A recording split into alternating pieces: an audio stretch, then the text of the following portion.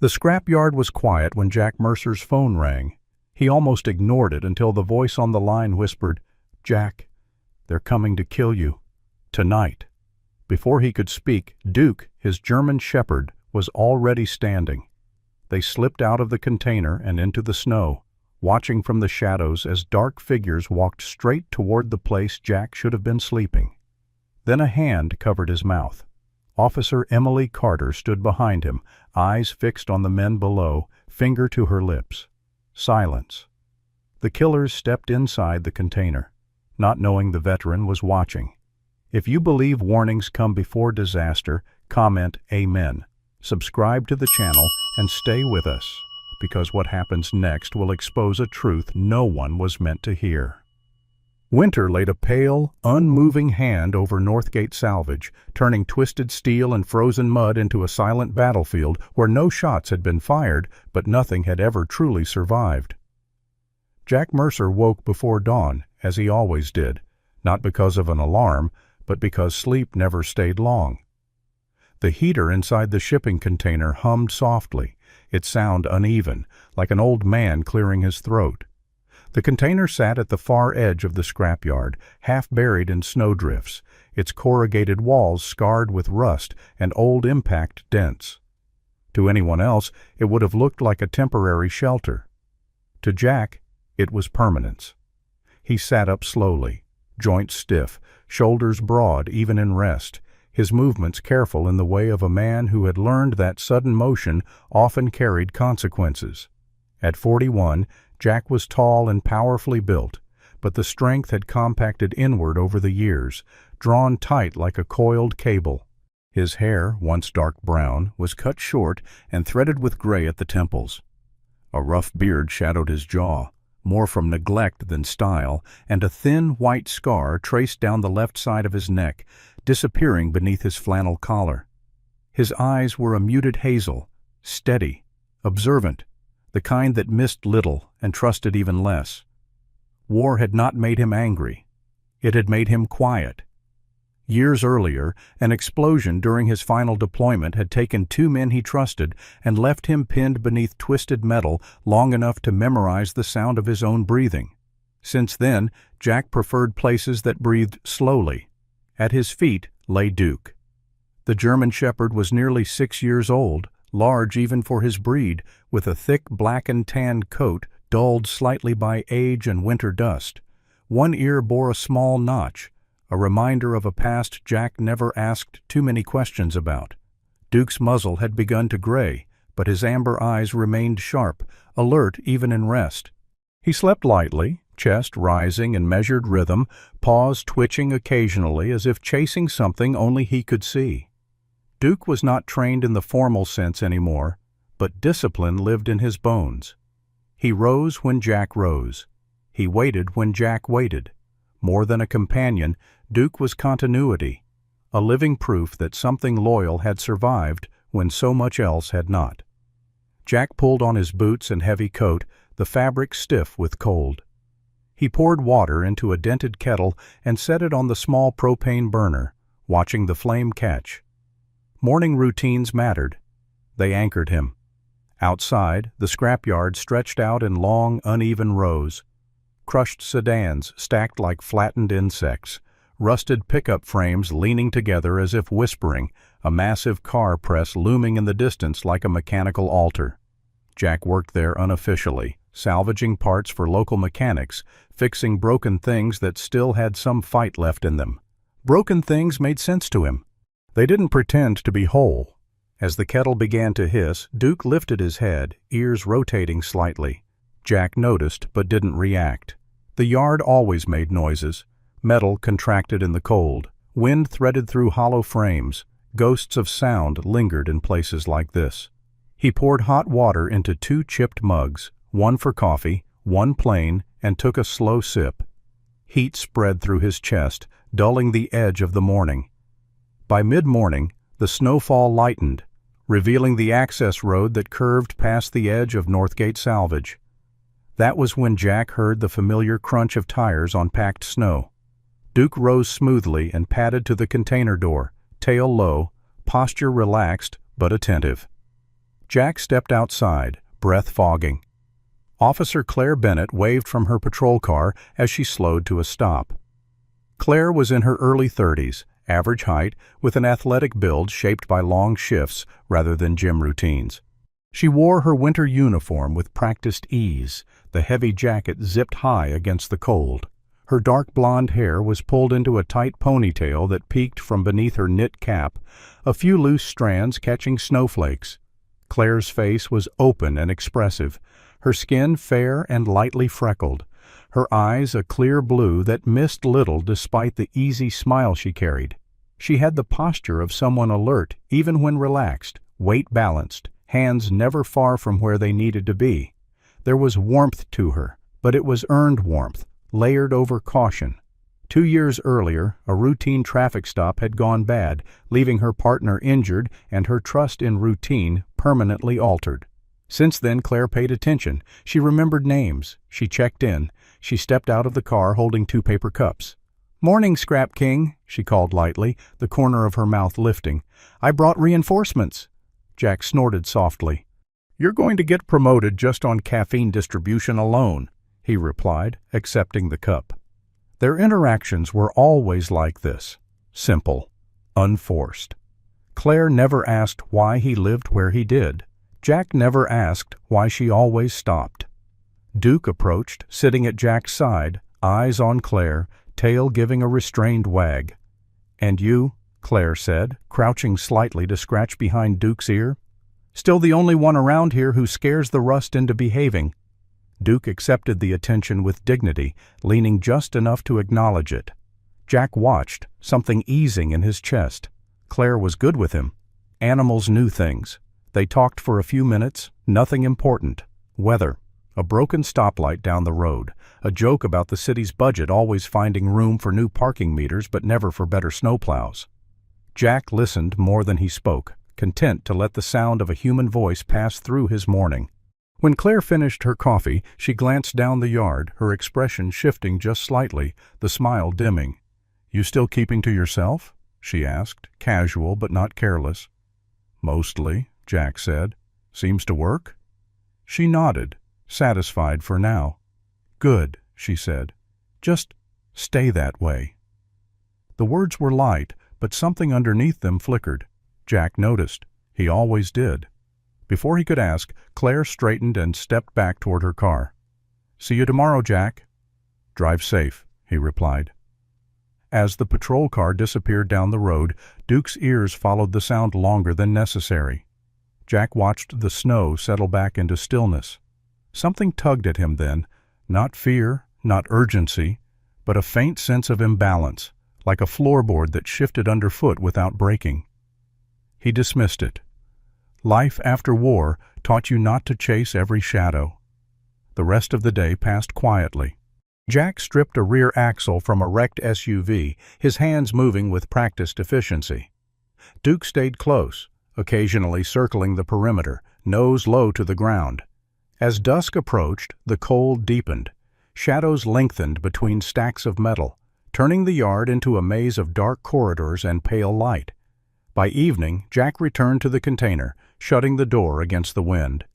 He reheated soup, ate slowly, listening to the quiet. Duke settled near the entrance, head on his paws. This was the hour Jack liked best, when the world receded, when the past stayed put. Then the phone rang. The sound cut cleanly through the container, sharp and wrong. Jack froze, spoon halfway to his mouth. The phone rarely rang. He stared at it for a second longer than necessary, then answered. "Jack." Claire's voice came through low and tight, stripped of its usual ease. "You need to listen. Don't interrupt me." Jack straightened. Duke was already on his feet. "There are people asking questions about you," she continued, "not the kind you can shrug off. Someone inside the department flagged your name. Tonight." Jack felt the quiet inside him fracture, just a hairline crack. "Claire?" "They're coming," she said. "To the yard, to make it look like an accident." Duke let out a low sound, not a growl, not a bark, something deeper. Jack closed his eyes briefly. He had built this life carefully, brick by brick, silence by silence. "Are you sure?" he asked, though he already knew the answer. "Yes," Claire said, "and you can't be here when they arrive." Jack looked around the container, at the walls that had sheltered him, at the simple order he had carved from chaos. He opened his eyes. "All right," he said, "tell me what you know." Outside, the wind picked up, rattling loose metal. Duke moved to the door, muscles taut, ready. Jack reached for his coat. Peace, it turned out, was always conditional. Snow returned heavier the following days, not the gentle kind that softened edges, but the dense, persistent fall that erased tracks while making every new one impossible to ignore. Northgate Salvage looked smaller under it, tighter, as if the yard itself were drawing inward, listening. Jack Mercer felt the change before he could name it. Peace, he had learned, never announced its departure. It simply stopped sitting where you left it. Claire Bennett began stopping by more often. Sometimes it was an excuse, a traffic update, a question about a stripped engine block found nearby, but more often it was nothing at all. She would park at the edge of the yard, step out with her collar turned up, hands tucked into her jacket, and talk the way people do when they are checking the weather inside another human being. Jack noticed how she watched him now, not with suspicion, but with assessment, as if fitting pieces together she hadn't known she was collecting. In daylight, Claire looked younger than she sounded on the phone, her freckles more visible against winter-paled skin, but there was a steadiness in her eyes that didn't belong to youth. It had been earned the hard way. Jack never asked about the scar along her left wrist, thin and faded, but he had seen how her fingers tightened when radios crackled unexpectedly. She, in turn, had noticed how Jack always positioned himself so his right side faced open space, how he paused before entering narrow corridors between scrap piles. They were learning each other without saying so. Duke accepted Claire as part of the yard's rhythm. He greeted her politely, never overly friendly, his tail moving once or twice before settling. When she spoke, his ears turned toward her voice, not in obedience, but in acknowledgement. Jack saw in that something he trusted. Duke had no use for charm. It was during one of these visits that Jack first noticed the trucks. They came in late afternoon, always as the light began to thin, when shadows stretched long and cameras worked harder than people. The vehicles were unmarked box trucks, clean in a way that didn't belong here. Their license plates were either splattered with mud or mounted at odd angles, just enough to confuse a quick glance. The drivers kept their heads down, baseball caps pulled low, hoods up. They moved with purpose but without urgency, as if they had been here many times before and planned to be many times again. Jack watched from a distance as sealed containers were transferred metal crates, uniform in size, no markings, loaded quickly onto flatbeds near the far end of the yard. No paperwork passed hands. No one lingered. The cameras covering that section of Northgate Salvage always seemed to be facing slightly off-center on those days, catching the backs of trucks, but not the exchange itself. Jack filed the detail away. He did not interfere. War had taught him the cost of curiosity without leverage. That evening, as the trucks pulled out one by one, Jack noticed Duke standing near the edge of the container, body angled toward the car press. The dog's posture was rigid, his head low, tail still. Snow dusted his back without melting. "Easy," Jack murmured. But Duke did not move. Jack followed his line of sight and saw nothing unusual, just the hulking outline of the press, its steel jaws open, waiting for the next sacrifice of metal. Still, the feeling returned, sharper now. Something was being done here that did not belong to daylight. Over the next week, the pattern repeated. Trucks arrived. Containers moved. The yard supervisor on record, a man named Ron Haskins, was never present during these transfers. Ron was in his late 50s, heavy-set, with thinning hair and a permanent sheen of sweat regardless of temperature. He spoke loudly, laughed too quickly, and avoided Jack's eyes when they passed. Jack remembered Ron from before, when he'd been friendlier, when the yard felt more like a workplace than a passageway. People changed when they were cornered by money, or fear, or both. One night, long after the yard should have gone quiet, Jack woke to Duke's low, vibrating growl. Not loud enough to carry, not soft enough to ignore. Jack sat up, pulling on his coat, and eased the container door open just enough to see. Snow fell thick and fast, muting sound. The yard lights cast a dull amber glow over the nearest stacks. At first, Jack saw nothing. Then he heard voices. Two men stood near the press, partially shielded by a wall of crushed sedans. They spoke casually, the way men do when they believe no one is listening. Jack couldn't see their faces clearly, but he could hear enough. "Doesn't matter how long he's been here," one said. "Guy knows too much." The other laughed quietly. "Doesn't even know what he knows," he replied. "That's the problem." Duke's growl deepened. Jack's jaw tightened. He backed away silently, pulling the door shut. He did not sleep after that. From then on, Jack noticed the watchers. A sedan parked too long on the access road. A man pretending to check his phone while standing with no signal. Footprints appearing near the container in fresh snow, circling once before retreating. Duke tracked them every time, nose low, hackles lifting just enough to register. Jack erased his own tracks carefully, moving patterns the way he had been taught, but he knew it was only delay. Someone was mapping him, measuring his habits, timing his routines. Claire felt it too. The next time she stopped by, her tone was lighter than her eyes. "You see anything strange lately?" she asked, as if discussing weather. Jack met her gaze. He considered lying. Instead, he said, "Depends on what you call strange."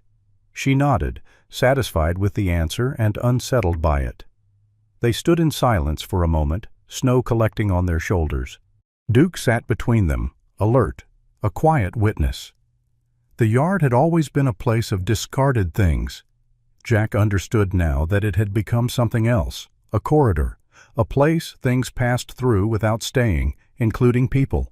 He began limiting his movements, working closer to the container, staying within sight lines he could control. He prepared without dramatics, checking his old tools, charging batteries, testing radios that hadn't spoken in years. Duke watched him, head tilted slightly, understanding the language of preparation better than words. The night Duke barked was the night the illusion finally cracked. The bark was sharp, sudden, cutting through the snow like a blade.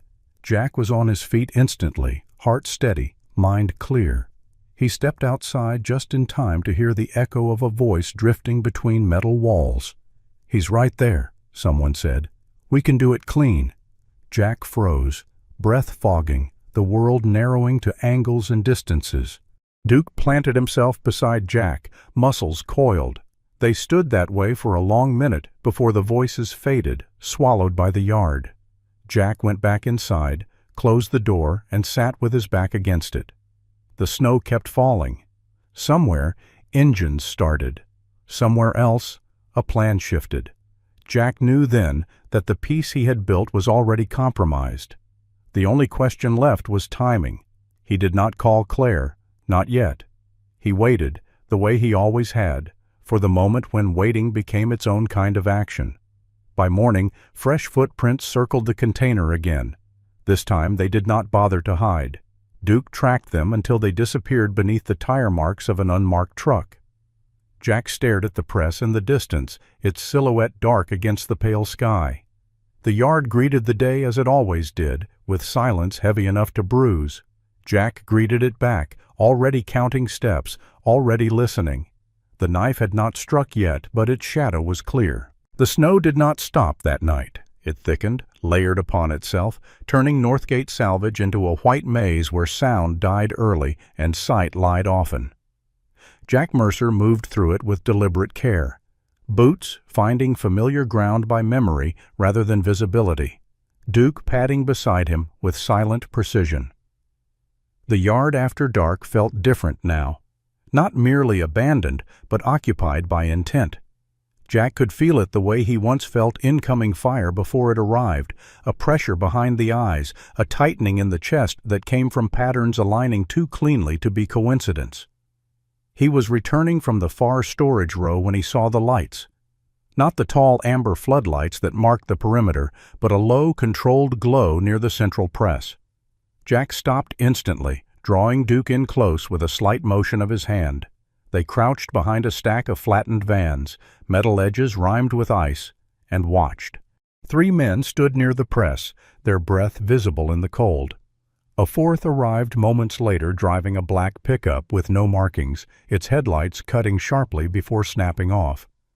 The men moved with practiced efficiency, not rushed, not hesitant. Jack had seen that rhythm before. It belonged to people who had done the same thing many times and expected to do it again. One of them opened a steel crate. Inside were smaller packages wrapped in oilcloth, uniform in size.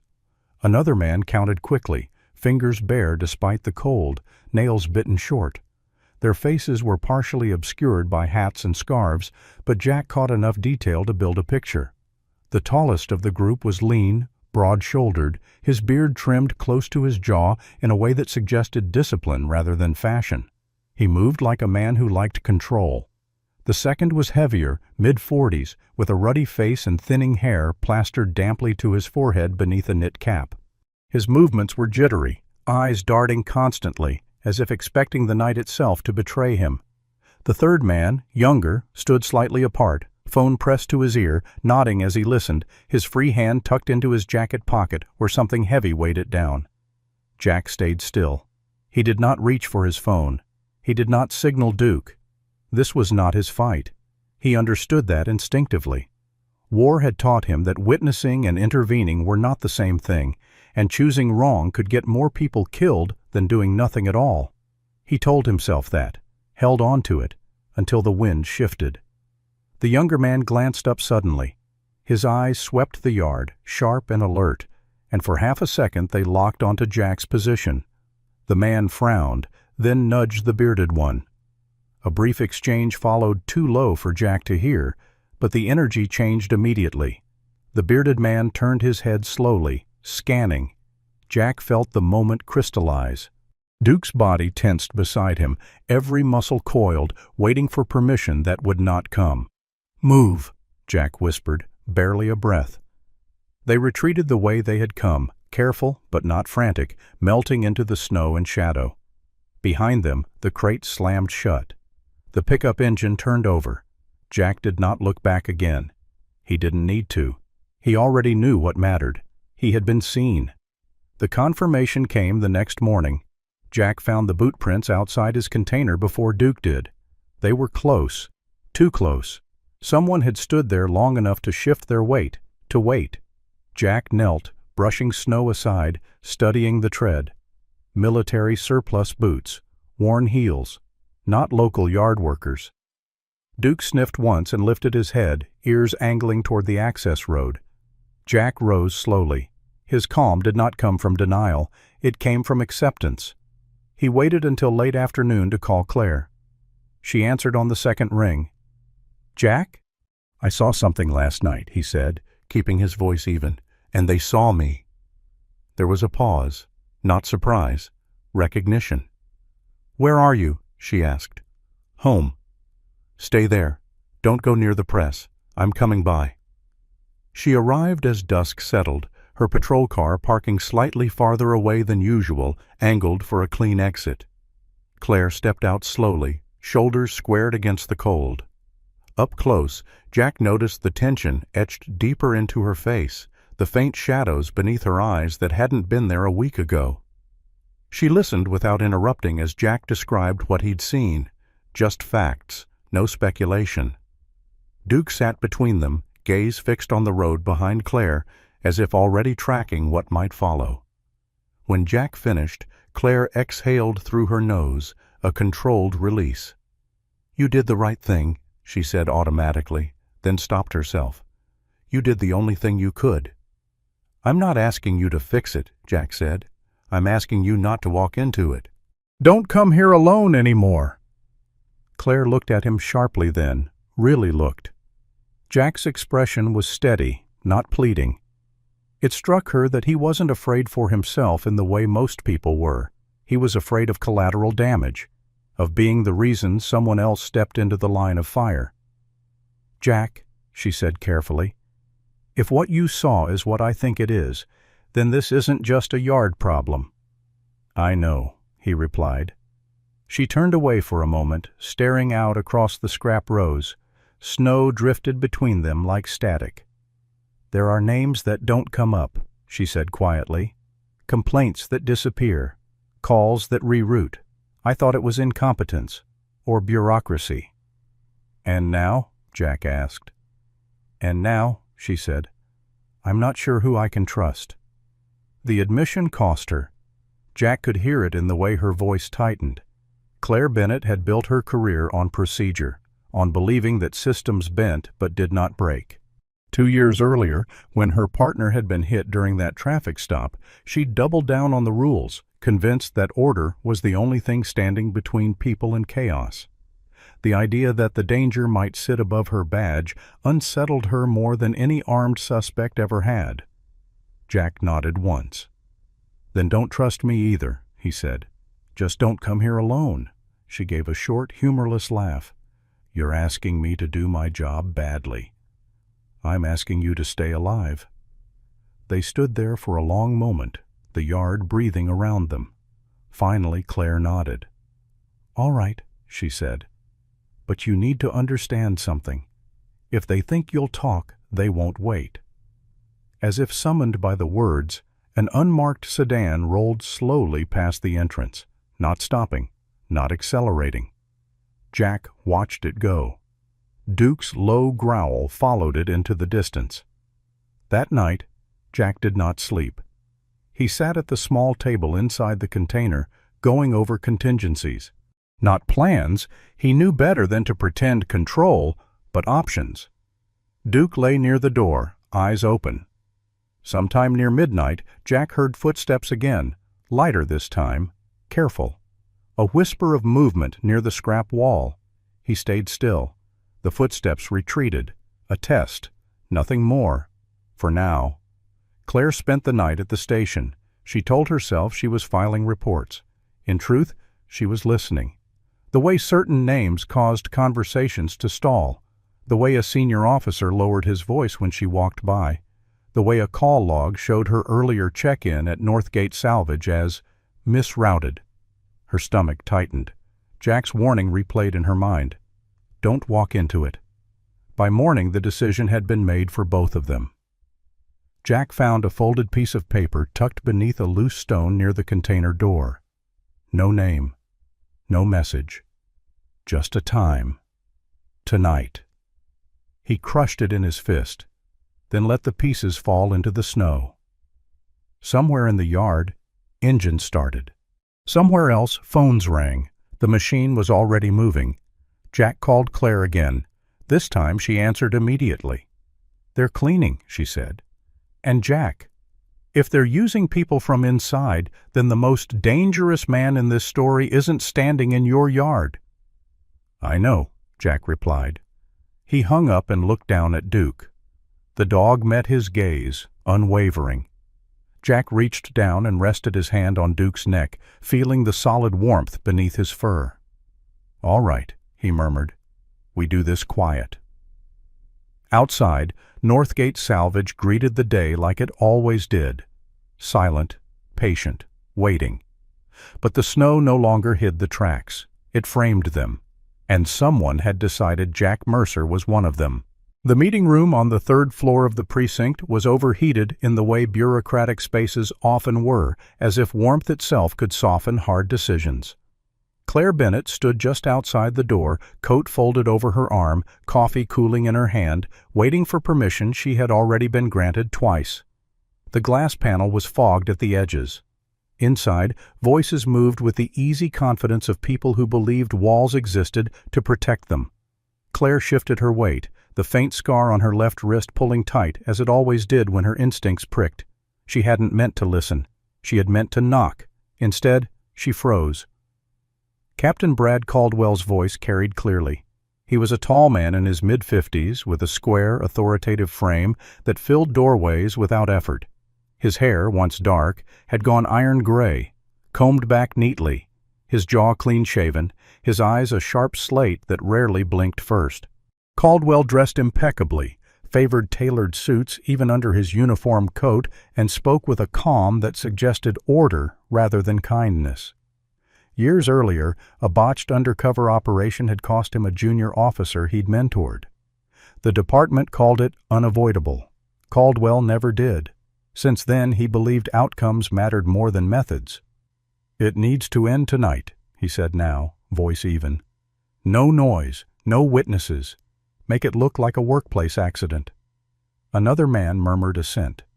Claire recognized the cadence, not the face.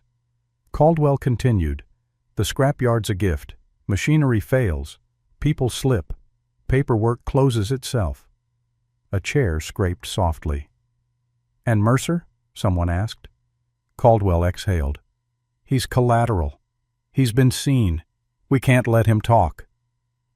The word talk landed like a weight on Claire's chest. She felt heat drain from her face, leaving her cold despite the room's warmth. She stepped back, coffee trembling, heart hammering a measured, disciplined beat. She did not hear the rest. She didn't need to. Claire moved down the hall without running. Running would draw eyes. She reached the stairwell, took the steps two at a time, and exited the building into the brittle winter air. Snow dusted the sidewalk. Her breath came shallow, controlled. In her car, she sat for a moment with her hands on the wheel, replaying the words, the tone, the certainty. This was no rogue act. This was a decision that had passed through signatures and nods. The danger was no longer theoretical. It had a name, a rank, a schedule. She drove to Northgate Salvage without lights or siren, the city blurring into gray lines. Jack Mercer was outside his container when she arrived, Duke at his side, the dog's ears pivoting toward her engine before the car stopped. Jack looked up, reading her face before she spoke. "They ordered it," she said, breath fogging. "Tonight. Caldwell signed off. They're staging an accident by the press." Jack didn't flinch. He listened the way he always did, as if fear were a luxury he could not afford. He nodded once. A dry sound escaped him, half laugh, half exhale. "War has rules," he said quietly. "This place kills with stamps." He looked past her, toward the press, its silhouette dark against falling snow. Duke followed his gaze, posture tightening. Claire's hands shook despite her control. "This isn't just you," she said. "It's the system. If they can erase you, they can erase anyone." Jack studied her then, really studied her, and saw the crack in her armor, the place where belief had broken cleanly. "We don't run," he said. "Running tells them they scared us." He paused. "We let them come." They moved quickly but without panic. Jack led Claire into the container, the heater humming, tools neatly arranged. He opened a false panel behind a rack of parts, revealing a small, case-old, scuffed, taped at the corners. Inside were compact cameras, audio recorders, spare batteries, magnets, adhesive mounts. Not military-grade secrets, just tools a careful man had kept because careful men survived. "I don't need to beat them," Jack said. "I need them to speak." Claire swallowed. "They won't," she said. "Not on purpose." Jack's mouth tilted. "Then we make it feel safe." He handed her a recorder. "We control the room." Duke watched, eyes bright, tail low. Jack clipped a small camera to Duke's collar, black against black fur, lens angled forward. The dog accepted it with a brief glance, then settled, as if understanding the weight of his new job. They left the container empty and moved into the snow, slipping into a blind corridor between stacked sedans. Jack killed his phone. Claire did the same. They waited. The yard breathed. Minutes stretched. Then headlights cut low across the snow. 3 men approached on foot, the bearded leader in front, the jittery one behind, the younger man bringing up the rear. They moved straight for the container. Duke's chest vibrated with a sound too low to hear. Jack rested a hand on his neck, steadying both of them. The men entered the container. Jack waited until the door closed. He moved. Swift, decisive, he stepped out, closed distance, and slammed the door from outside, dropping the locking bar into place with a final metallic thud. Shouts erupted inside, muffled by steel. Claire moved to the side, covering angles. Jack secured the bar with a padlock scavenged from an equipment cage. He stepped back, breathing steady. Duke stood beside him, a living barrier. Phones began to ring inside the container.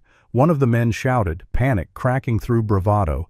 Jack crouched near the door, activating a small directional mic. Voices spilled through his earpiece, fragmented, urgent. "We're boxed," someone said. "He's not here."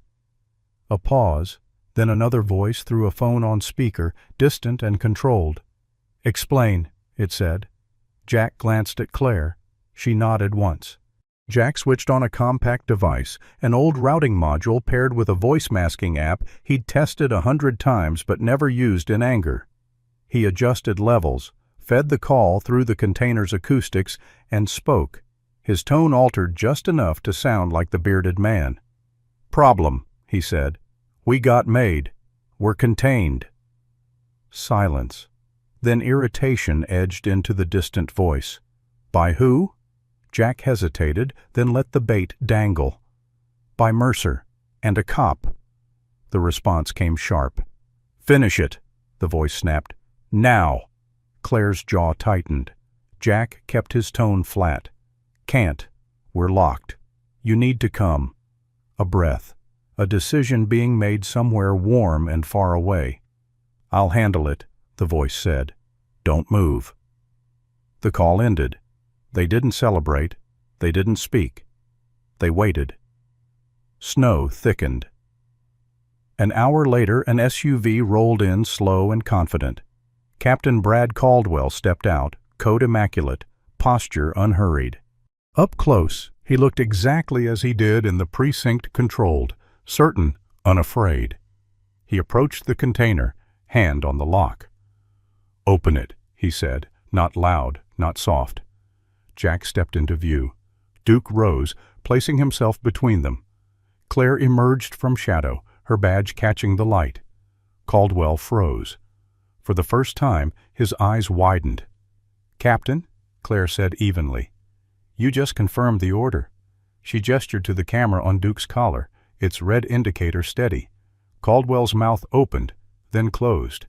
He looked at Jack with something like disbelief. "This is a mistake," he said. Jack shook his head. "You made it clean," he replied. "We just kept the receipts."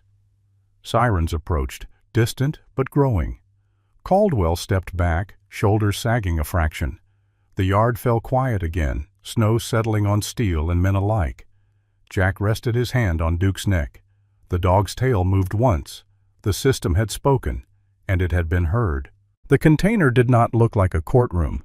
It smelled faintly of oil and hot metal, the heater ticking as it cycled, the walls scarred by years of freight and weather. But Jack Mercer understood something most men didn't.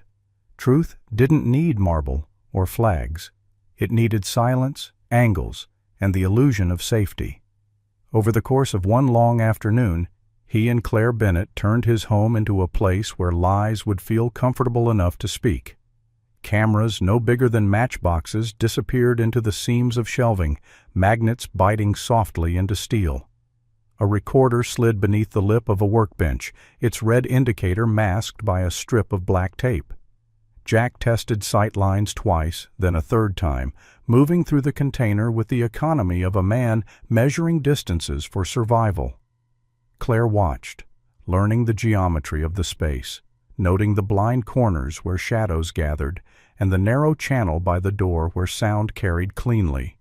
Duke followed them both, 6 years old and steady, his coat dark against the steel, eyes tracking hands and doors rather than faces. Jack explained the plan without flourish. "They'll talk if they think no one's listening," he said. "We give them that." Claire nodded, jaw set. She had changed out of her uniform, now wearing a dark parka and jeans, hair tucked beneath a knit cap. In plain clothes, she looked smaller, but the alertness didn't leave her. She checked her sidearm, then placed it out of reach inside a locked toolbox. "If this turns into a fight," she said, "we've already lost." Jack agreed. This was not a brawl, it was a confession. Snow began before nightfall, thick and relentless, swallowing sound and sight alike. Northgate Salvage became a maze of white corridors and black steel, the press looming like a dark altar in the distance. Jack and Claire left the container empty and moved into position between two rows of crushed vans, their sides pressed close enough to form a narrow throat that forced anyone passing through into single file. Jack had chosen it because people hated feeling compressed. They hurried. They made mistakes. Duke took position at the mouth of the corridor, body angled, tail low, ears forward, a living gait that looked passive until it wasn't. Jack clipped the small camera to Duke's collar and adjusted the angle with a thumb. The dog accepted the weight without protest, breathing slow, eyes bright.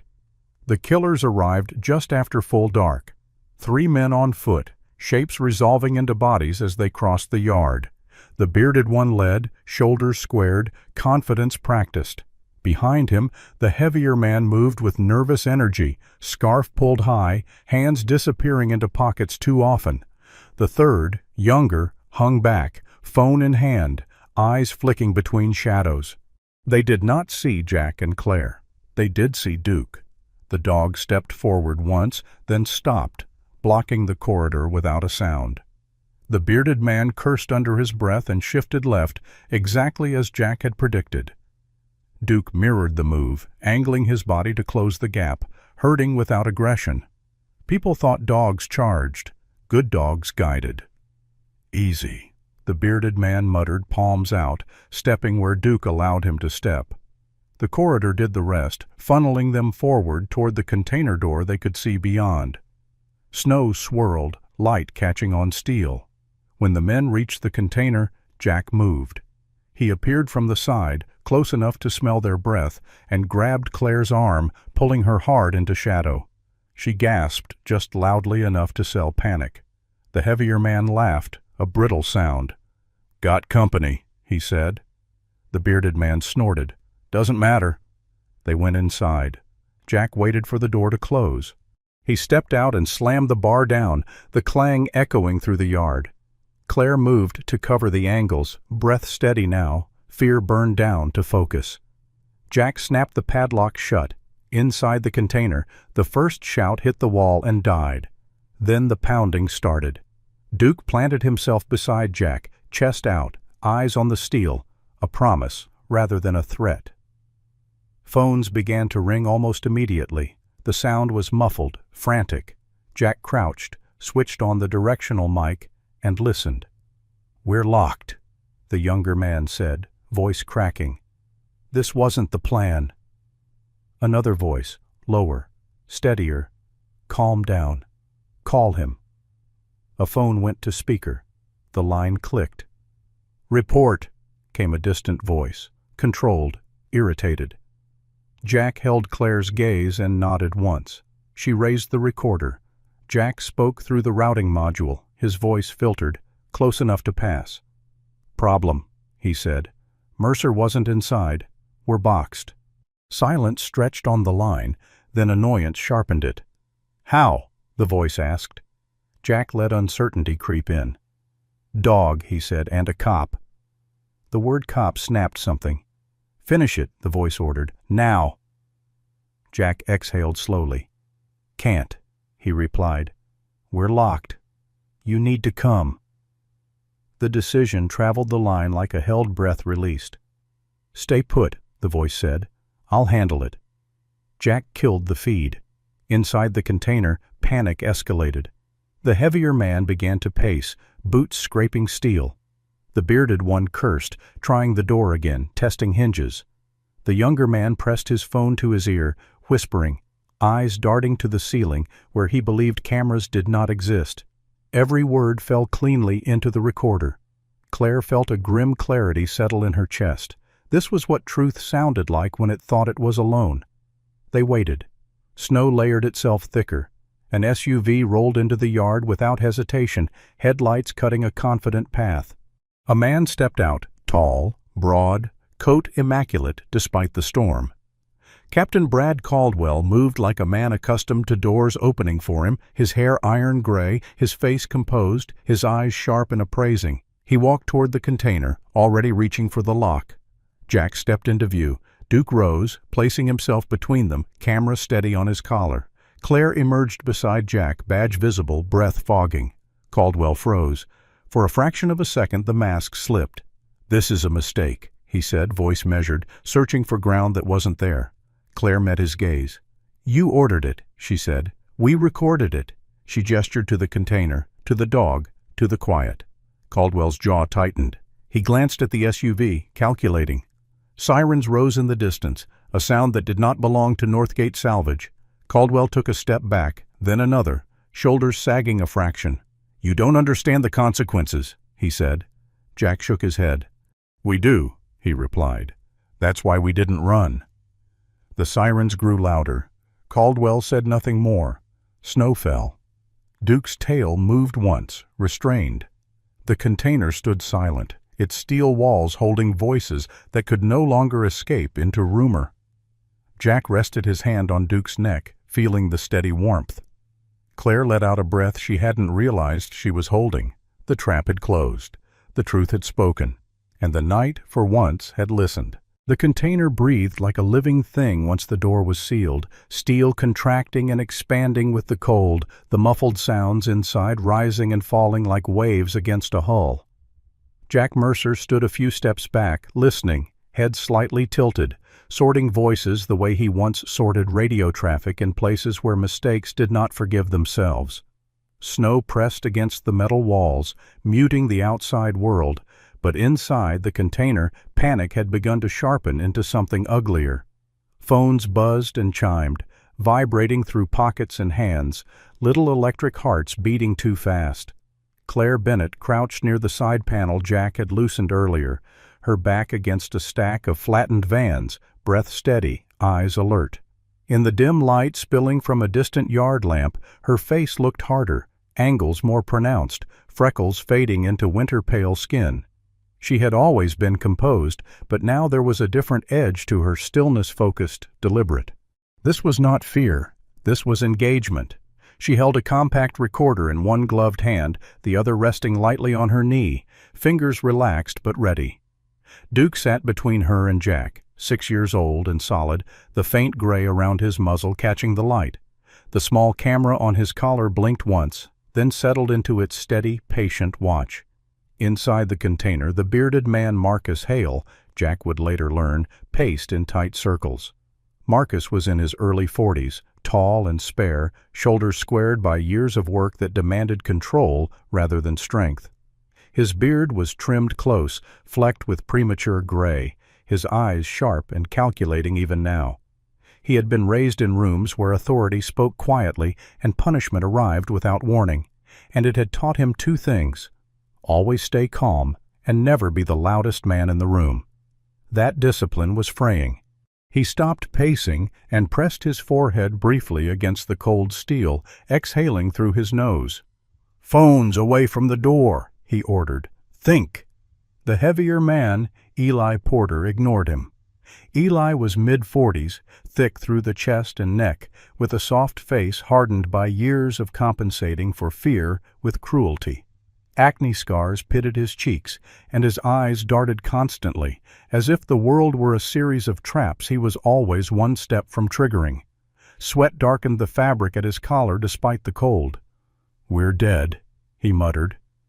"This is it. They set us up." The younger one, Nolan Price, leaned against the wall, phone pressed tight to his ear. Nolan was late 20s, clean-shaven, hair cropped short in a style that tried to look professional but never quite did. His jacket was new, boots barely broken in. He had come to this work because it paid well and asked few questions, but now the lack of questions terrified him. "He's not answering," he said. "Straight to voicemail." Another phone rang. Marcus snatched it up and put it on speaker, forcing calm into his voice. "We hit a snag," he said. "The asset wasn't in place." The voice on the other end was controlled, irritated, unmistakably accustomed to obedience. "You had one job," it said. "Explain." The tone carried authority without volume, the kind that expected compliance as a given. Jack felt something old and cold settle behind his eyes. This voice did not belong to a man who got his hands dirty. It belonged to a man who signed off. Jack motioned to Claire. She nodded and shifted closer, her breath barely disturbing the air. Jack reached into his coat and pulled out the old device, a compact signal router, casing scuffed and taped, a relic from his last deployment. Back then, it had been used to keep lines open when nothing else worked, to bend communication just enough to survive. He paired it with a commercially available voice masking app he'd tested months ago out of habit more than intent. No hacking, no miracles, just enough distortion to sell uncertainty. He fed the call through the container's acoustics and leaned close, letting the steel color his words. "Problem," Jack said, voice filtered, paced to sound like Marcus under stress. "We're contained. Mercer wasn't inside." A beat of silence. Then irritation sharpened. "Contained how?" the voice demanded. "Locked," Jack replied. "By Mercer. And a cop." Claire watched the snow as she listened, eyes narrowing. She recognized the rhythm of power on the line, the assumption that the world would rearrange itself on command. She leaned in and whispered, barely audible, "Let him think he's late." Jack adjusted timing, allowed a tremor to creep in.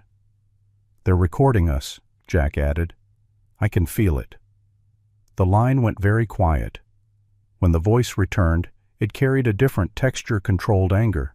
"Stay put," it said. "I'm coming." The call ended. Inside the container, Eli swore loudly. Nolan slid down the wall and put his head in his hands. Marcus closed his eyes, then opened them with grim resolve. "Phone's off," he said. "Say nothing else." But the damage was done. Messages continued to arrive, missed calls, terse texts that glowed briefly before being smothered by gloves. Each vibration felt like a claw scraping the inside of the steel.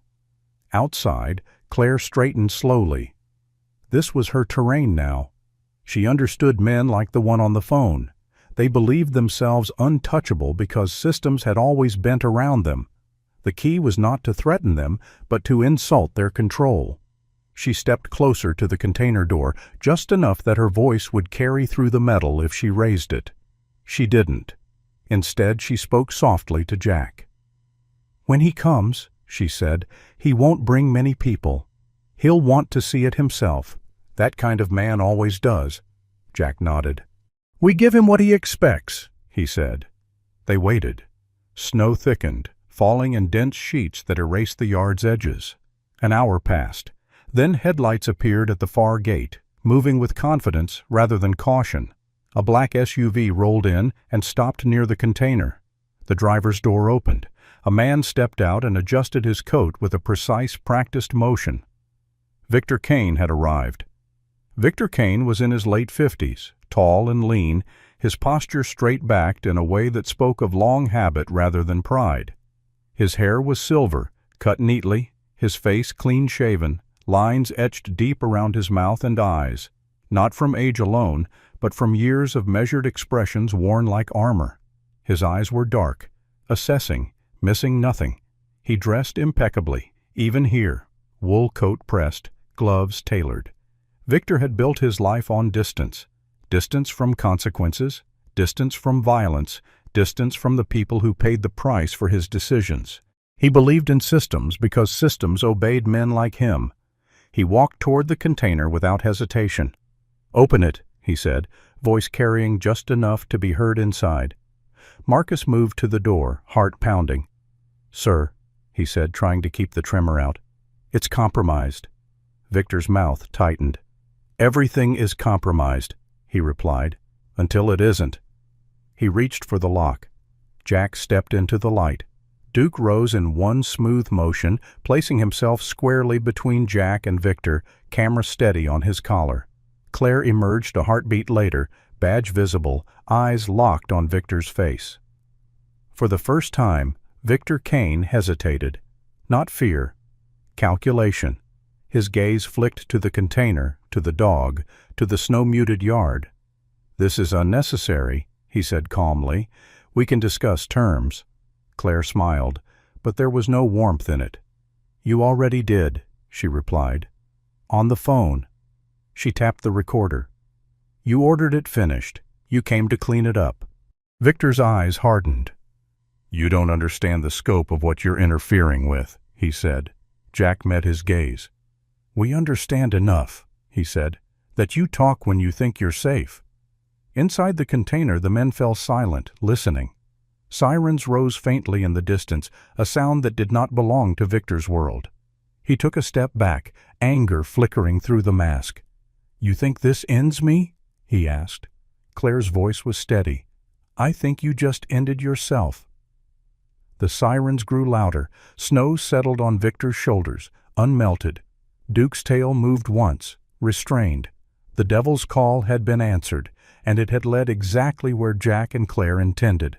Snow fell harder, thicker, as if the yard itself wanted to be wiped clean of what was about to be spoken. Northgate salvage stood frozen under white layers, steel shapes softened but never hidden, the car press looming like a silent judge that had seen too much to care. Jack Mercer felt the cold seep through his boots, but his focus stayed sharp. This moment was not about survival anymore. It was about exposure. The black SUV rolled closer, tires crunching deliberately, and stopped just short of the container. Victor Kane did not rush. He stepped out slowly, straightening his coat, scanning the yard with a gaze that assumed ownership. Behind him emerged Captain Brad Caldwell, his posture less certain now, shoulders tight beneath his uniform coat. Caldwell looked older in the open snow, the harsh light carving deeper lines into his face, the confidence he wore indoors failing to keep him warm.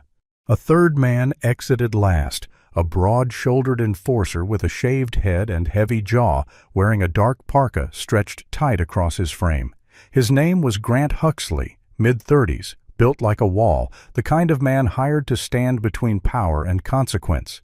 His eyes were flat, unreadable, and his hands never strayed far from his pockets.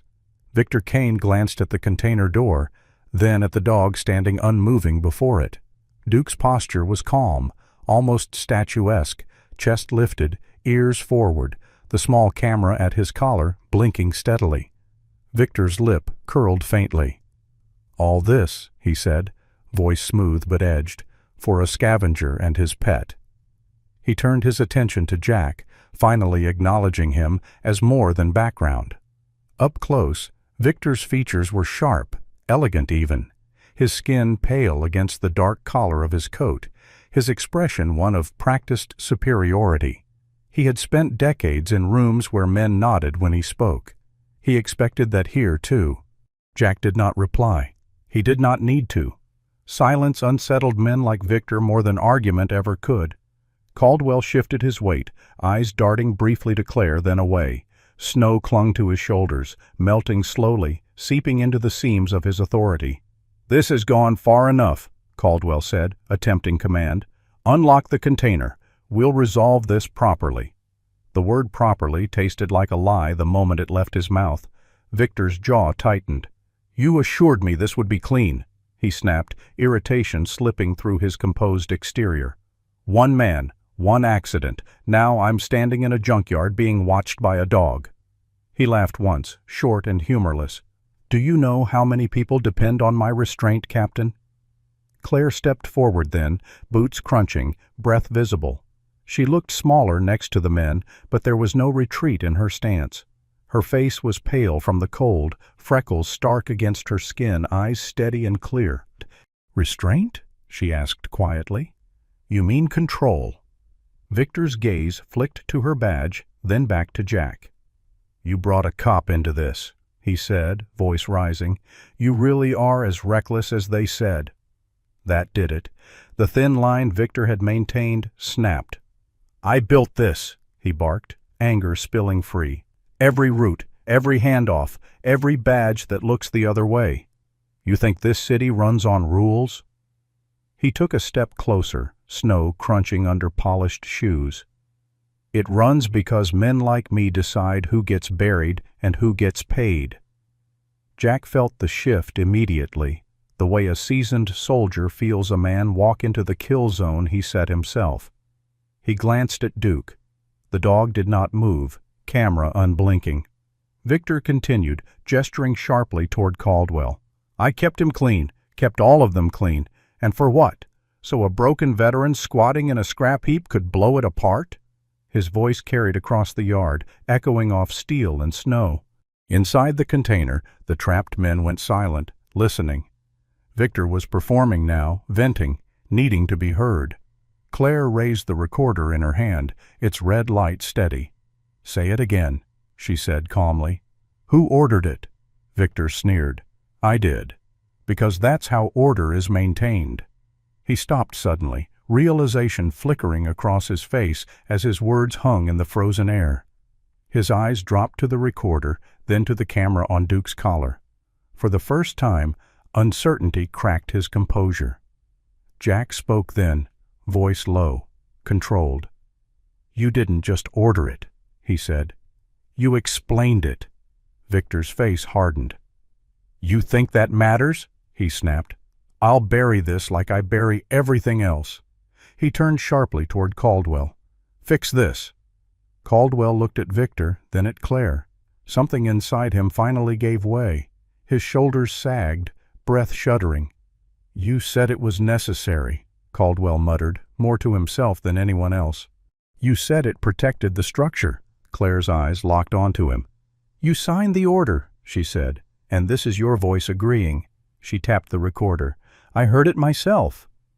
Snow fell heavier, muffling the world as sirens began to rise in the distance, faint but unmistakable. Grant Huxley shifted his stance, scanning the yard, calculating exits. Duke's head turned slightly toward him, amber eyes steady, unblinking. Grant froze. He knew that look. Everyone who had ever tested a working dog did. Victor's anger curdled into something darker. You think you've won? He hissed. This system eats people like you. Claire met his gaze without flinching. Not tonight, she said. Tonight it chokes. She stepped closer, voice carrying. You ordered a murder. And this? She gestured to the container, to Duke, to the snow-covered yard. Is you confessing? The sirens grew louder, red and blue lights flashing through falling snow at the edge of the salvage yard. Victor stood rigid, fury draining into disbelief. Caldwell closed his eyes. Grant raised his hands slowly, palms out, calculation abandoned. Duke remained still, a silent witness, the camera at his collar capturing every twitch, every word, every crack in the mask. Jack felt a strange calm settle over him. He had spent years avoiding moments like this, believing distance was safety. Now, standing in the open with snow on his shoulders and truth hanging in the air, he understood something he had forgotten. Sometimes peace came not from hiding, but from ending what hunted you. As officers poured into the yard, boots crunching, commands echoing, Victor Kane was still staring at the container, at the dog, at the evidence he had crowned himself with. The king had spoken, and the snow, indifferent and honest, had heard everything. Morning came quietly, the way it often did after a long night of reckoning. Snow continued to fall over Northgate salvage, lighter now, finer, settling into seams and hollows, erasing the frantic paths that boots and tires had carved hours earlier. The yard looked almost gentle in daylight, white draped over twisted steel. The car press softened into something that resembled a sleeping animal. Jack Mercer stood near his container with his hands in his coat pockets, Duke at his side, both of them watching the controlled choreography unfold as authority arrived that did not wear a local badge. Unmarked vehicles rolled in without sirens, deliberate and calm. Men and women stepped out in weathered coats and plain clothes, their movements efficient, their eyes alert but unshowy. This was not spectacle. This was cleanup. Claire Bennett met them halfway, her posture straight despite the fatigue pulling at her shoulders. She had not slept. Her hair, dark brown and pulled into a low ponytail, was damp with melting snow, her face pale but steady. She wore no uniform now, only a thick jacket and gloves that had seen better days. She introduced herself once, clipped and precise, then handed over sealed evidence bags one by one, each labeled, timed, and logged. Inside were recorders, memory cards, phones, and transcripts printed while the night was still dark. She spoke clearly, without drama, laying out the chain of events as if she were mapping a crime scene rather than dismantling a system that had nearly crushed her. The task force leader listened without interruption. Her name was Special Agent Hannah Reyes, early 40s, tall and lean, with close-cropped black hair streaked faintly with gray at the temples.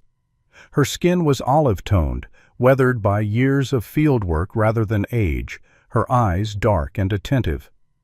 Hannah had the calm of someone who had seen powerful men fall before and knew better than to rush the moment. She asked questions quietly, precisely, never repeating herself.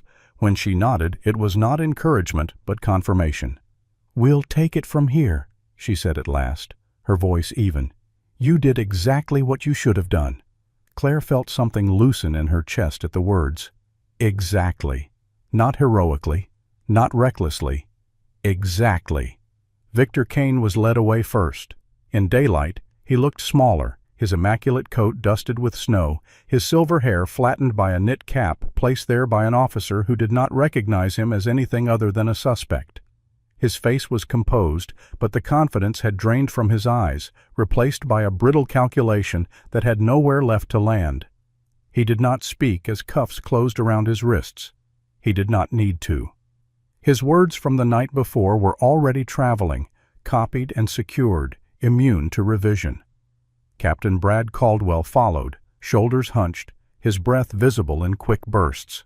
He stared at the ground as he walked, jaw clenched, a man who had believed his authority could insulate him from consequence, discovering that insulation failed in the cold. Grant Huxley went last, his bulk diminished by compliance, eyes fixed on the snow as if memorizing patterns that would soon disappear. Jack watched without satisfaction. He felt no triumph, no rush, only a steadying quiet, like the moment after a storm when the air clears and the world feels briefly honest. He had spent years avoiding attention, believing invisibility was the same as peace. Standing there now, unremarkable and unnoticed, he understood the difference. Peace was not the absence of eyes, it was the absence of threat. Claire finished her statements and returned to him. For a moment neither spoke. Snow dusted Duke's back, melting into his thick black and tan coat. The dog sat, posture relaxed, ears half forward, the small camera removed now, his collar light again. He looked exactly as he always had, as if the night's work were just another watch completed. "They'll want you downtown," Claire said softly. "Eventually." Jack nodded. "I'll go when they call," he replied. "I won't chase it." She studied his face, the lines at the corners of his eyes, the short beard flecked with gray, the calm that came from long practice.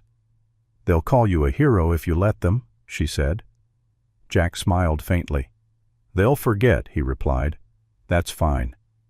By noon the yard was quiet again. The task force vehicles left in stages, evidence secured, suspects transported, paperwork begun. Snow continued to fall, smoothing over the places where the night had cracked open. Jack shoveled a narrow path to his container, not because he needed to, but because the motion felt grounding. Duke watched, then padded over to sit by the door, resuming his post as if nothing had changed and everything had. Inside, the container was warm, familiar, unchanged. Tools hung where they always had. The heater ticked. It was home. Not a bunker, not an exile. Claire lingered at the edge of the yard, speaking quietly with Agent Reyes. When she returned, there was a new weight to her expression, not heavier, but more settled. "They offered me a transfer," she said. "Internal investigations." "State level." Jack looked up. "You'll take it," he said, not as a question. She nodded. "Someone has to," she replied. "I know how it hides." Jack rested a hand on Duke's head, fingers sinking into warm fur. "Then do it," he said. "And don't come back here unless you're bringing coffee." Claire laughed, a short sound that fogged the air. "Deal." She left as the afternoon light thinned, her car disappearing down the access road. Jack closed the container door and leaned against it for a moment, feeling the solid steel at his back. Duke sat in front of him, eyes soft, tail resting on the snow. "Guard," Jack murmured. Duke blinked slowly, as if to say that guarding truth was no different from guarding a door. Outside, snow erased the last of the night's tracks. Inside the world, recordings traveled, warrants were signed, systems began the slow work of correcting themselves. Snow could erase footprints. Truth, once spoken and kept, could not. Sometimes miracles do not arrive with thunder or fire from the sky. Sometimes they arrive quietly, wearing worn boots, standing in falling snow, refusing to look away when something feels wrong. God does not always remove the darkness. Sometimes He places a light inside an ordinary person and asks them to stand. A veteran who only wanted peace. A police officer who chose truth over safety. A loyal dog who guarded the door when lies tried to escape. In everyday life we face smaller versions of the same choice: to stay silent or to speak, to walk away or to protect what is right, to choose comfort or courage. Faith is not only found in prayer, it is found in action. In listening when God whispers, "Do not ignore this," in standing firm even when no one is watching. If this story touched your heart, please share it with someone who needs hope today. Leave a comment and tell us where you're watching from. We read every one. And if you believe that faith, courage, and kindness still matter in this world, please subscribe to the channel so you never miss a story like this. May God bless you and your loved ones. May He place guardians on your path when danger draws near. May He give you wisdom to recognize truth, strength to stand for it, and peace when the storm finally passes. Amen.